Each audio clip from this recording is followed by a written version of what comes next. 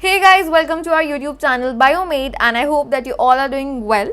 So this is the inauguration video of our new series which I have brought for you guys, which is the Biomate Talks. And in this series, apart from all the study material and all the strategy videos which I am bringing for you guys for NEET, in this series we are going to talk something real and raw about the experiences and the lessons which I have learned during my preparation, and the topics on which is necessary to talk with you guys will be covered. So I pretty much believe that all the things that we talk about in this video तुम कहीं ना कहीं इसको relate कर पाओगे अपनी preparation journey के साथ भी, और कुछ ना कुछ तुम सीख के जाओगे, I believe.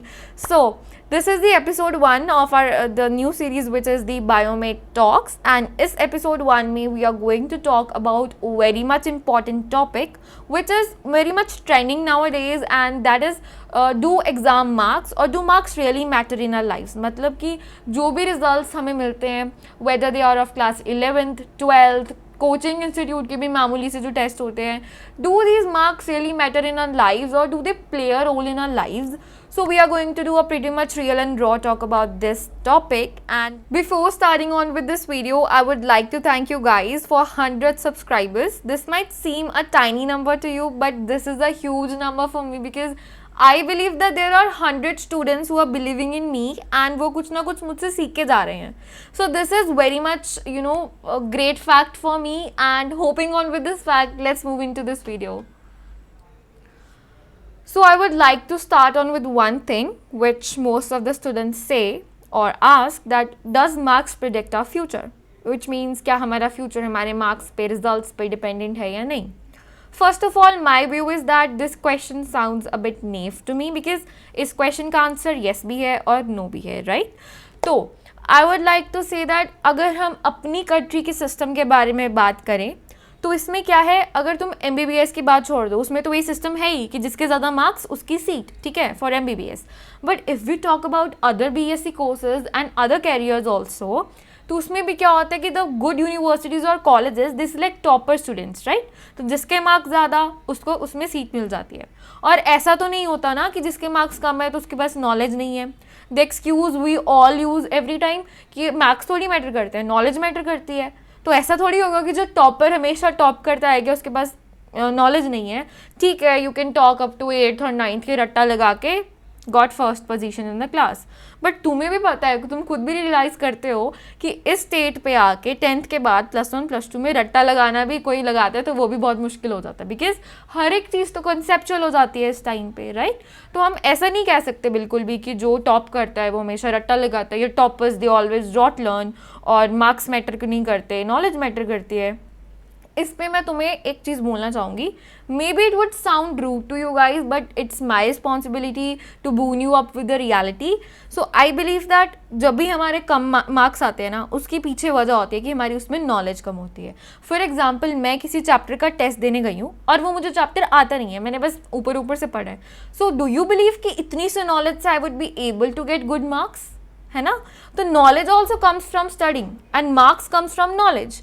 So marks and knowledge is interrelated. So this is the fact that I would like to tell everyone कि जो हमारे मार्क्स होते हैं और नॉलेज होती है ना, ये आपस में इंटर रिलेटेड होते हैं. जिसके पास नॉलेज नहीं है उसके पास मार्क्स नहीं आते, जिसके पास मार्क्स नहीं होते उसके पास उतनी नॉलेज नहीं होती, राइट?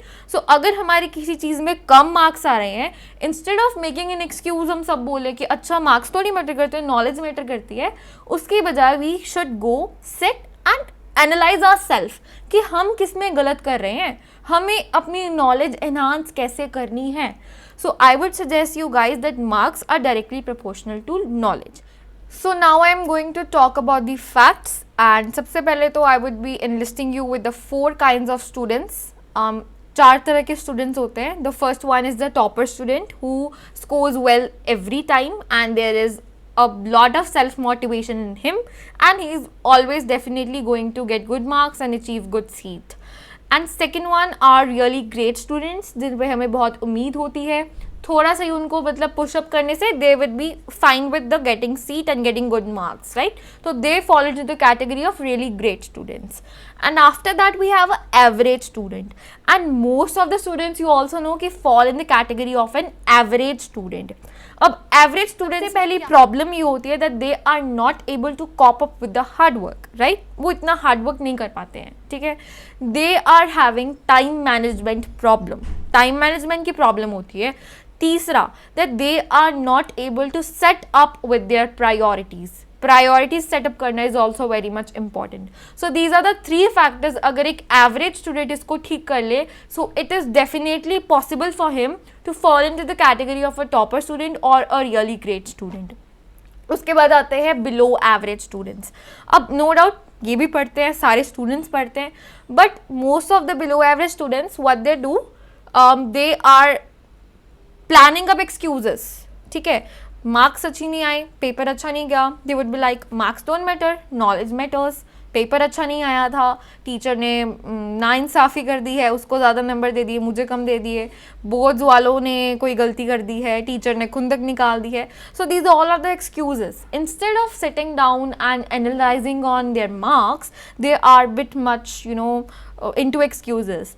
सो अगर ये भी सीख जाएं to cope up with some things, so they can also do anything.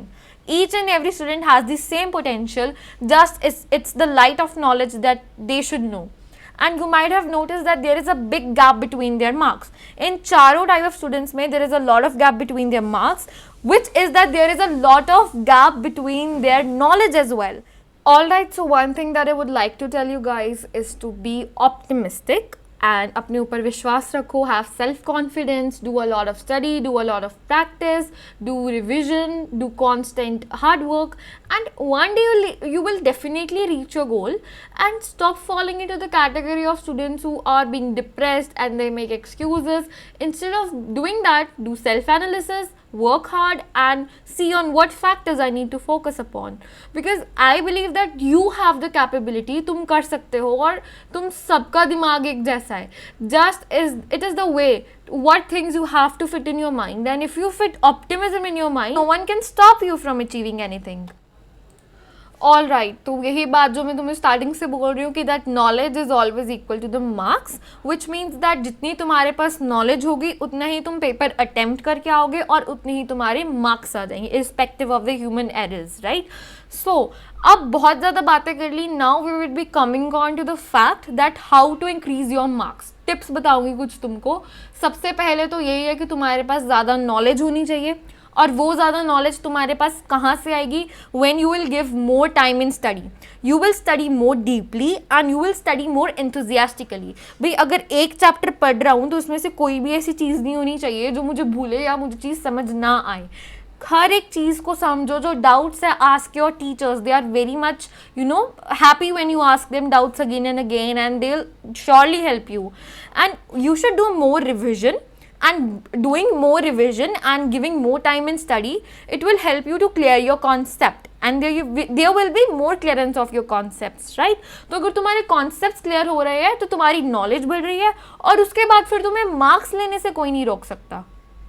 So now let's know the key to good marks, right? मतलब कि अच्छे मार्क्स आएंगे तो तुम्हें मोटिवेशन मिलेगी, और अच्छी मोटिवेशन मिलेगी तो तुम अच्छे से वर्क हार्ड करोगे, ठीक है? और अगर तुम्हारे मार्क्स लो आएंगे तो तुम्हें डीमोटिवेशन मिलेगी, और डीमोटिवेशन मिलेगी तो तुम उसको एज अ चैलेंज लोगे.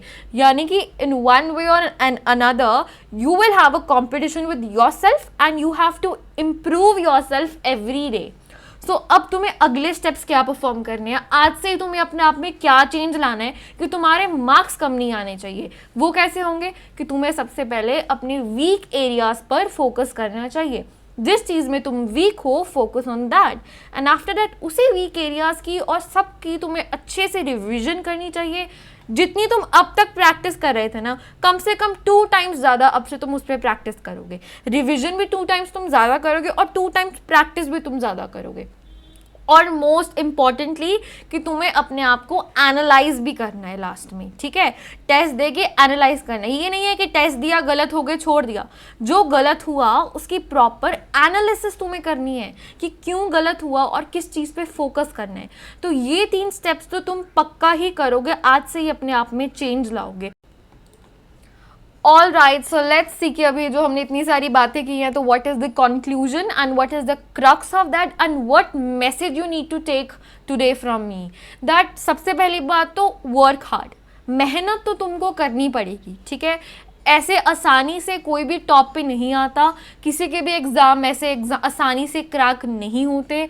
Working hard is the main की, और वो तुम करोगे क्योंकि तुम कर सकते हो और तुम में वो कैपेबिलिटी है और तुम ज़रूर कर सकते हो।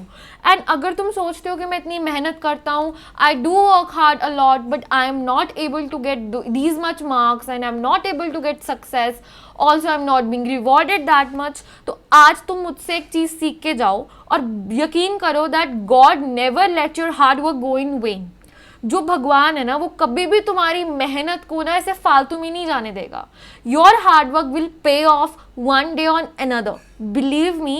एंड तुम बाद में सोचोगे अगर भगवान ने मेरे साथ ये चीज़ नहीं की तो there was something in it, and उसने मेरे साथ इससे भी ज़्यादा अच्छी चीज़ के लिए सोचा हुआ है।